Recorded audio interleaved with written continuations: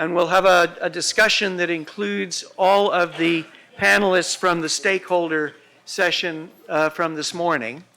And I remind you, I know that some of you had some really burning questions, and I think this is something we love to see. I don't want you to think we're trying to stifle conversation. As I said to one person just a moment ago, even if your questions don't get asked or answered in this sort of public session, what we hope is that this will be the start of a discussion between you and whoever we bring in as speakers for areas of possible collaboration or further discussion. So don't feel shy about reaching out to them, whether it's in the formal Q&A sessions or afterwards. These are very engaged people who really, really do enjoy the opportunity to teach and learn from others. So we're going to continue this session now. You may have had questions that were unanswered before, and I would encourage you to think about those. But I'm going to use the first opportunity, ask any of the speakers this morning if they had questions for any of the other speakers. Tod. Yeah, I have one. I will address it to folks to my right here. So on supplement labels, vitamins and minerals, obviously there are upper tolerable intake levels that companies are not required to identify whether a product exceeds those limits. These are limits if you take something chronically, you have an increased risk of adverse effects.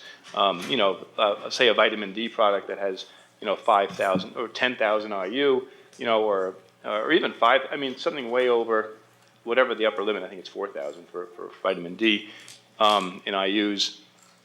What's your feeling on maybe including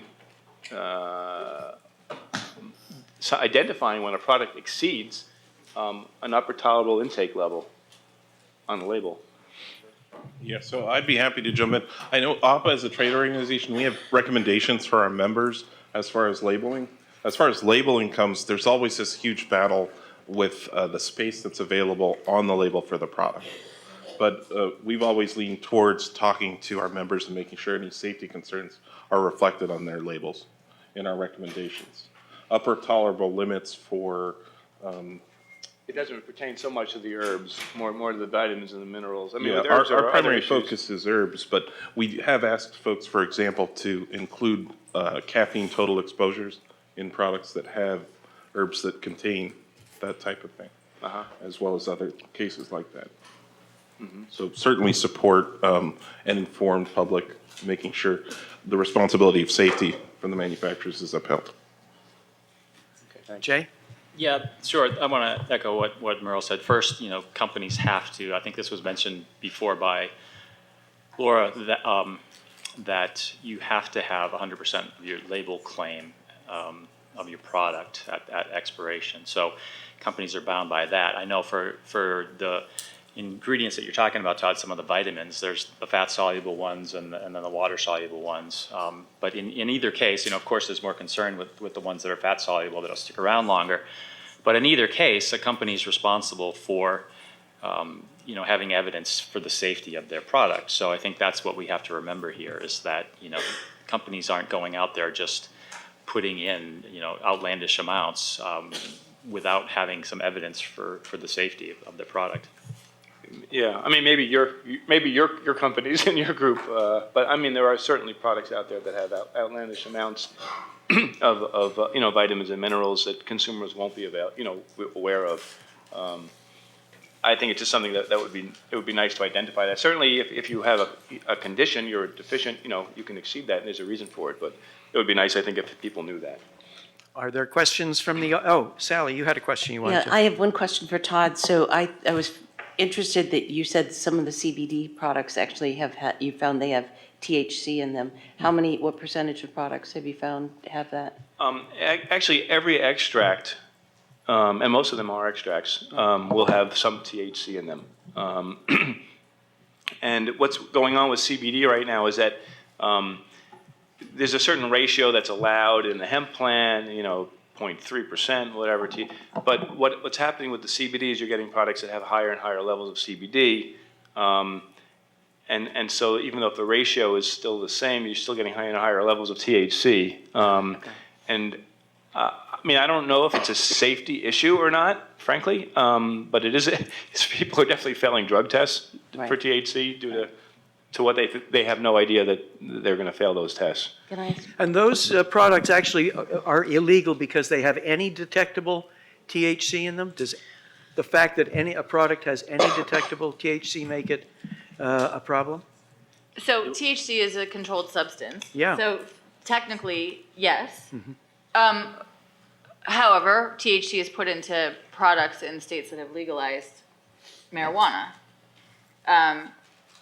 So even THC exists in a bit of a gray area in terms of actual practice. But, there are a few studies, Todd's slide indicated very low levels of THC. There are a few studies that show much higher levels of THC in CBD gummies and other products that we're concerned about. We're not sure how widespread it is because it's such a wild west as a marketplace. But the Farm Bill only legalized the plant dry weight, 0.3%, and it didn't. So that's only regulating the inputs.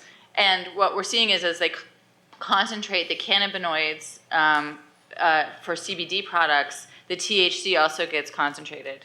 And so you could have fairly high levels. There was one study that said that it was higher than the levels permitted in THC edibles in the states that have legalized, so well over 10 milligrams. I think So that's a lot. So that, that just to say, like, that poses a real safety risk because somebody's consumed a CBD product and doesn't know that they can't drive. Right? Or multiple CBD products, right? Yeah. So it's important to remember too that CBD is not legal as a dietary supplement. Right. I mean, FDA has made that perfectly clear. So, we feel like there's a CBD product on the market right now. It's purified CBD. It's Epidiolex. It's a prescription drug that's used to treat a couple different rare forms of epilepsy. So we know FDA's thinking on this. They said CBD is not a legal dietary ingredient because of something called the exclusionary clause, and that means it was approved for investigation as a new drug prior to it being marketed as a dietary supplement. So we know that's the case. We agree with FDA's determination there, but we think that FDA does have the authority to promulgate some type of a pathway for CBD to be recognized as a dietary ingredient, provided a company submits a new dietary ingredient notification. Okay, let's get to the questions from the audience. There's one in the front here. I think my question is for Laura. Laura, my understanding is that gummy multivitamins don't contain iron because there are qualities of iron that make it difficult to mold into that specific type of dosage form. So if that is true and if that's the case, what do you do for prenatals? And is there any kind of labeling on there that states, there is an increased requirement of iron for those who are pregnant and breastfeeding, and what do you do about that? Yeah, thanks for the question. It is true that iron interferes with the other nutrients in the gummy. I can speak for us, I can't speak for others. We do label that the product does not contain iron. So we're hoping that practitioners will recognize that most gummy prenatals would not have iron, and so if you have pregnant women and lactating women in your practice, please recommend additional forms of iron. Sorry, and that's for instability or incompatibility more than it is like palatability, right? Well, it's both. I mean, but we can probably fix the taste. We fix the taste of a lot of things that don't taste good, but it's quite incompatible. I just would like to follow up on that question because I'm sort of interested in what's happening. We haven't very much in these discussions throughout the last few days made differences between infant versus child doses versus adult doses. And I'm just wondering about the best practices between dosing across age groups and spans and labeling. I mean, consumers go to the grocery store, they go to a certain section labeled for infants and children, and that's where they expect to find it. But once it's in the home place, then it's not necessarily in that it's mixed in with whatever the adults are taking. And if it tastes good, then a child might be tempted to take a lot of it. And so, especially if they're not supervised or, whatever. And so I'm just wondering, what are the practices around differences around those practices across the lifespan between infant, children, and adults?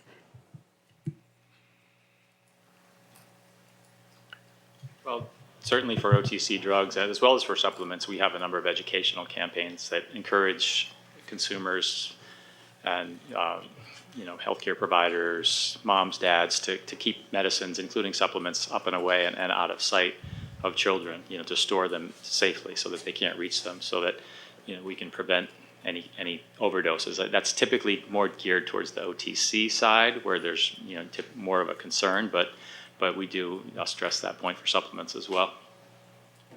Other comments from the panel? I'll just mention that the Dietary Guidelines for Americans is considering for the first time a lifespan approach in this cycle. It will be holding, the committee will be holding public hearings over the next 2 to 3 years. And if there are particular issues that you've seen in your medical practice that should be considered by the Dietary Guidelines for Americans in terms of how they formulate recommendations for best practices, that would be useful for the committee to hear. Good point. Yeah, and if I could just add, and maybe it was brought up earlier this week, but the DVs, the daily values that are shown on supplement, I think they now are. It's not just one size fits everybody, but now the new labeling I think requires for children. It breaks it out a little bit more. At least it is four and up, which is still a pretty huge group, age 4 and up. But there is labeling, for children. I should mention though, if you're not aware, this new labeling, the new daily values, bringing it up to date from many years ago, has taken a long time. And many products have the new labeling. Some don't have the new labeling. It's a mess right now, I think. But by January of 2020, I think, is when all the big companies are supposed to have the new DVs, which reflect the current RDIs. There's a question at the back here. Can I just add that no consumer knows what a DV or an RDI is? Yes. Hi, my name is Vanessa Milovich, dietitian, and work for Kate Farms, but was a pediatric dietitian before, and so I feel like I'm going to plug dietitians here. I think the best resource is a pediatric dietitian for those patients that have questions about the difference between infant versus child versus adult multi. I have 2 kids. All of our supplements are way up in the top, even the gummies. The other thing is that with children and infant, like vitamin supplements, it'll clearly state on the label, I think, Laura, you mentioned this, contains iron. And unless it says that, usually what I found is that the supplements have no iron at all, even adults. So it has to, what I've noticed is it'll say contains iron. And personally with practice, that's what I found. So if that's helpful for someone else, otherwise it won't have it. And I think that also comes because of the risk for children to overconsume and end up with iron toxicity, because that is the highest risk nutrient for children to become toxic with acutely. Thank you for the dietitian approach to this.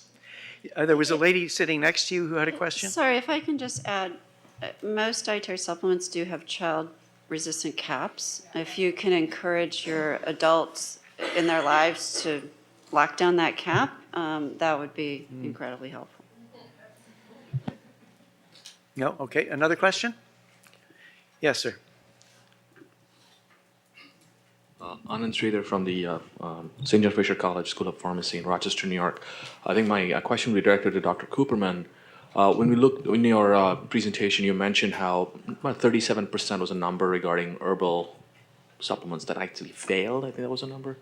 Now, one of the challenges in all of these, and I want to get your opinion, is how do you control for the age of the plant? Because the secondary metabolites are produced based on age. Younger plants may have certain constituents higher.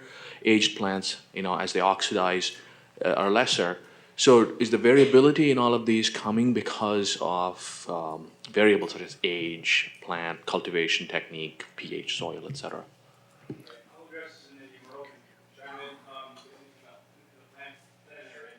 Oh, I'm sorry. I turned it off. So most of the herbs that people take in the United States are standardized, are extracts. They're not whole herbs. They're not ground, they're not taking turmeric so much as they're taking curcumin extracted from turmeric. So they're standardized, and they do typically, a better product will have a percentage, that is standardized too, which obviously helps us. So when we test these products, we know what we're looking for. Some products won't have that standardization, in which case we're looking at what are the accepted minimums, or maximums in terms of what things are standardized to, and we'll hold them to those, at least those minimums, and we'll point that out. So it is a tricky area, but that's how we kind of deal with it, hopefully, because most of these are extracts. Merle, do you want to say anything? Yeah, hi. So as far as ages of plants, this would be something that it would probably be in the responsibility of the manufacturers to look at the standards they're setting for those particular ingredients. You can design products to use different types of material, and there are different concerns depending on decisions you make. Yeah, and I would point out that some companies, though, will, if the clinical studies have shown it works at a 10% standardization with, 200 milligrams, you might have a company that's putting in 1%. Obviously, we're going to point that out in our report, but nothing is going to stop them from putting a product like that on the market. It's their choice. Mary? As a member of the botanical research group that was funded by ODS years ago, plants are inherently variable. They grow, just like you're variable day to day. And most of the secondary metabolites are there in the plant for a reason, and they are provoked by stress, either insect predation, environmental stressors. They vary by the plant, part of the plant, etc. So this inherent variability is handled by the better companies because they know their material. And when extracted, there can be some standardization, some mixing of extracts in order to smooth out some of the variability year to year. So, this inherent variability can be managed, but you have to be aware that it's there. So, Thank you. Yes, ma'am? Mary Beth Evazich with Bastyr University. I have a question for Dr. Cooperman. I'm curious about the options for recourse for a manufacturer who has a product that has failed. And would they have access to the reports, the analytics? Yeah, we're very transparent on that. So if a product fails our tests, that we've picked it off the shelf and it failed our test, and it's in the report, and it shows that, as you saw in my presentation. A company's more than welcome to contact us. We will send them for free their report, with details from, because I said it had to fail in 2 labs to have failed, so it'll show the results from both laboratories. They're welcome to come back to us and challenge that. And we tell them that if they want, we always keep an unopened reserve sample, well maintained, and we'll send that to a 3rd laboratory, or maybe one of the others if they agree, for retesting, if they are willing to publish the results publicly on their site. And that has pretty much stopped most companies from challenging our results. Some do. I think in all the years, maybe one actually was retested and found actually, if you used a different method, it came out better, and we're like, fine, okay, we missed that method. But in most cases, companies are quite welcome to challenge us. And we publish right in our reports, those of you who've seen our reports, an update at the top that actually gives you the whole history of what's going on in terms of them challenging us and going back and forth.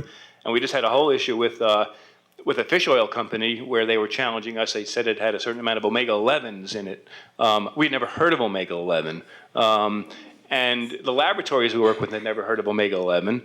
And we published that it didn't have, we didn't find these omega-11s because no one knew how to test for it. And then there was a big lawsuit. We got subpoenaed. They were threatening us. If we didn't put out a statement that we found these omega-11s, I think they finally went away. But all that is in our reports as well, so you understand kind of like what's going on in the background. Other questions over here? Yes, ma'am? My name is Katie, regulatory specialist at Leahy Inc. I have a question for Dr. Laura Harkness. Can you talk a little bit about your opinion on the differences between conventional food and dietary supplement? and how does that affect your like R&D process? At the very early stage of your product development process, how do you decide you want a dietary supplement in the form of a gummy or a fortified candy, a fortified food? Yeah, thanks for the question. We don't manufacture foods at Church and Dwight. So every gummy we make is considered a dietary supplement. So our going in position is that it's a dietary supplement. And we would ensure all of the food safety standards and HACCP and all that goes into food manufacturing. But we, to the discussion that happened a little earlier, we are very conscious of all the testing parameters, microbiology, heavy metal, all of those things that the food industry does. So we do all that testing. We test for all of those contaminants. There was a question over on this side. Yes, ma'am. Hi, I'm Christina Tennyson. I'm a gastroenterologist and integrative medicine fellow at University of Arizona. One of the questions I had for Jay and Merle was in relation to gluten contamination in dietary supplements. There's about 3 million Americans with celiac disease. That's their only treatment is a gluten-free diet. And the FDA in 2017 made some draft guidance to drug manufacturers that they should voluntarily disclose gluten contamination, and it's not being followed on a regular basis. So last month there was surprisingly a bipartisan bill that was sponsored by a Republican and a Democrat. It's called the Gluten in Medicine Disclosure Act. So I was just wondering if there's any push in the dietary supplement community to disclose gluten exposure contamination. Merle here. I know that at APA we have a guidance and have been reminding our members they have a regulatory requirement in dietary supplements as a food to disclose certain allergens, of which gluten is one. So you'll see that labeled on packages. And if I think there's 10 or are there 11 that are named specifically, including tree nuts, shellfish, gluten, peanuts. So that's another can of worms because some of the liability statements will say gluten-free, but then manufactured in a facility or on equipment that processes wheat, tree nuts. So there Yes. are multiple examples, and there's a gluten advocate in the community that's trying to kind of work with the FDA on some of the labeling for food products. So it's I understand that, but it's not being routinely followed. And I could show you later. There's several examples. Yeah, I'd love to. Let's have a conversation. I should be around afternoon. Okay. Other questions? So Oh, let me is just there ask- something else? Sorry, Jay. No, I'm sorry. I really wasn't going to add anything to that. I just wondered, are you talking about disclosure above the threshold that FDA has identified, or just disclosure of any amount? So less than 20 parts per million is what's considered a gluten-free food. But then it's variable, I guess, when you consider the different medications people take, people that are engaged in polypharmacy, plus taking supplements. So it's just talking about like what binders are in there. Are they corn-based? Are they wheat-based? Because then they could technically cross the threshold. We've certainly talked to our members about paying close attention to the binders and other inert parts of their supplements as they're determining their responsibilities for allergens. So we'll keep on reminding them, make sure they're on the labels. There's a question over here. Yes, ma'am. Hi, Angela Taylor, Johns Hopkins University. I have a question for Dr. Cooperman about where you're buying your supplements, because sometimes things that are sold on Amazon might be fake supplements. We're buying them everywhere consumers buy them. So we're buying them on Amazon, we're buying them in the stores, Walmart, wherever, physicians, all over. Yeah. I'm wondering if there's a possibility that some bad guy out there might be putting fake stuff that's labeled that looks just like the real stuff on Amazon, and you might be actually testing something that's fake. I don't think that's happening on. I think the vendors on Amazon. Typically, when we buy a Nature Made product on Amazon, it's being sent by. It says from Nature Made. So we do look for that. We want to make sure it's coming from the company. I think, on eBay, it's a whole different situation, I think. And that's not to say that every product on Amazon is a good product either, by no means. And I don't know if to what extent they really vet, what's going up there, but I think they are coming from the companies when it says it's from the company. Okay, I do want to, so Amazon does have a lot of counterfeit, and they are actively working to address counterfeiting. So your point is valid. Any other comments from the panel? Sally? I've got to follow up on that. So for, just following up on the fake products, but also the products that there are some bad players, and I know, excuse me, that the FDA, hold on one second. The FDA is interested in looking at products that are actually contain drugs that people don't know are in those dietary supplements. So I was curious from both Tod, but also from the other trade associations, that how are you helping to police because there are some really great companies, but then there are these really bad players that are giving everybody a bad name, and what are you doing internally to help address that? We were actually the first company to have a program for sports where we were looking for performance enhancing, compounds in these products. We got out of that area because it was impossible. It was like playing whack-a-mole because, we had a whole battery of tests that we would do, and then, we wouldn't even know it, but there are other, all kinds of designer compounds being put out there. So we're actually not in that area. I think NSF does have like a certified for sport program, where hopefully they're able to keep really on top of like all the latest compounds that are out there. But so we're not really looking so much in that area. Only when we do bodybuilding products that we test. We have time for a couple of, Jay, did you have a I didn't know. Did Jay's answer? Okay, sure.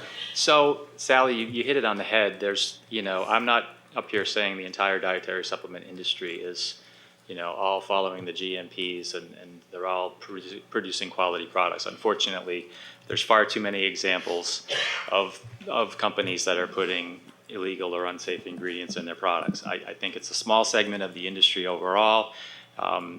My trade association, Merle's, as well as others, are advocating for increased funding for FDA to do more inspections to try to prevent some of these things, to get folks to, to adhere to the GMPs and put out better quality products. I think I mentioned in my talk the Dietary Supplement Quality Collaborative, where we're trying to, tell people about this issue and how they can sort of identify a quality product. And that's the key, right? Be an informed consumer. That's one of the FDA tenets that they always talk about. It's product safety, product integrity, and informed decision-making by consumers. So if something seems too good to be true, it probably is. Don't buy something that's got, 10 X's on it, or a rhino with some crazy claim on it that it, like, you name it. So there are many quality products out there. Unfortunately, there are some examples of bad guys, but we're doing what we can, I think, to try to reduce the instances of that. So I think that's classically what the supplement industry says. I think it's insufficient. Buyer beware isn't an answer. Consumers have a legitimate expectation of safety and efficacy in products, and they don't understand that supplements are differentially regulated from other kinds of things that they might consume. I think that a lot more could be done on the tainted supplements in particular, and that there should be an explicit system of auditing high-risk categories of supplements by the FDA that involves regular testing of products. That becomes possible if you have product listing and registration and the agency actually has visibility on the whole marketplace. That's where you might be able to actually see the bad actors that are out there, because they would have to list products, and major distribution points like Amazon or eBay would only be able to sell products that are listed or registered with the FDA. So you have a much greater sense of enforcement around that. And so that's, I think, is important. Another just side issue that I wanted to raise, because you all interact with patients, is poppy seeds. Those are actually laced with morphine, and we've seen between 13 and 20, we're trying to nail down the number, deaths from overdose that we know of from people drinking poppy seed tea. It's sold as a natural remedy, and they brew like pounds of poppy seeds into a tea and then consume it, and it looks like an opioid death. And so we think that there are probably a lot higher numbers of fatalities connected to opioid addiction from this sort of natural remedy product. And this is an area where we've written FDA to try to raise awareness. Merle, you have the last word on this, and then we're going to close out this discussion. Just wanted to hop in and see if maybe we could get some folks from FDA or the Customs and Border Protection, because they're really doing a lot of wonderful work, and I think they'd be able to resolve some of the concerns that people are bringing out about how these operations are doing to remove products that are not supplements in any way, except for the labeling presented on the packages from the market.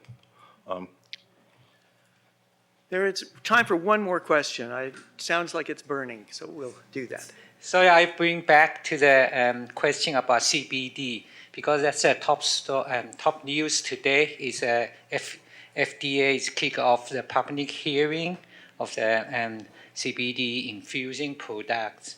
My question is, did you guys think, because a couple speakers has mentioned the FDA's believe CBD is illegally supplements, but why we still have a public hearing starting today? Is that means FDA may change the CBD regulation? Merle here, if I could jump in. I'm not your lawyer, and this isn't legal advice, but there are some interesting small details and distinctions with certain ingredients, purified components of ingredients, full plant extracts that we haven't really addressed in any of our presentations in too much detail and are incredibly relevant. So it might be interesting to check out that hearing, check out some of the guidances and background white papers that folks have put together to talk about these before going too far into the complications that the legal folks are working out right now. I sense a CBD talk on the agenda for next year's Practicum. Maybe a session. Any final comments from people on the panel on this issue, and then we will move on to the next talk. Just quickly on the CBD, so these products are labeled as dietary supplements, so it's very confusing. You know, they have, you know, instead of a nutrition facts panel, whatever, they have a supplement facts panel. So they are clearly being labeled as supplements. The FDA is clearly saying they're not supplements. So it really is a weird situation right now. It's very weird because, right, the horse is out of the barn, right? I mean, you go everywhere and you see these products, and people ask me all the time when I go home, oh, I give this to my dog, or I just bought $300 worth of this. I saw a $90 product the other day in the market, and my wife bought a topical cream for me for arm pain. But as far as I know, I've heard that CBD doesn't penetrate the skin. So, you know, I think there's a lot of misconceptions out there, and FDA's got to get their hands on it. I think that's part of why they're having this meeting, to talk about how they're gonna assess the safety of this, you know, the combinations of it, how much CBDs, because there's, you know, hundreds of cannabidiols other than CBD in a hemp plant, and then talk about, you know, the manufacturing issues. That's another thing they got to wrap their arms around. So they're going to get a lot of comments. I think there's 140 speakers, and I mean, the truth is the cannabis industry is growing. It's been a cash economy in the states that have legalized it because they, you know, haven't been able to bank appropriately. And there is a significant political economy pressure. That's why Congress legalized hemp under the Farm Bill. There's well-paid, well-heeled lobbyists from the cannabis industry that are now kind of pushing this agenda forward. And CSPI is very concerned that it's out there for consumers without the public health effects really being well researched. We just don't have information about the long-term or sort of multiple products or chronic use effects of CBD or other cannabinoids. They haven't been well characterized, they haven't been well studied because studying them was illegal for many years. And so we're way out ahead of where science or public health would tell us anything about what is safe, particularly over the longer term. I'm going to have to close out the conversation now. I'm going to thank the panel for this.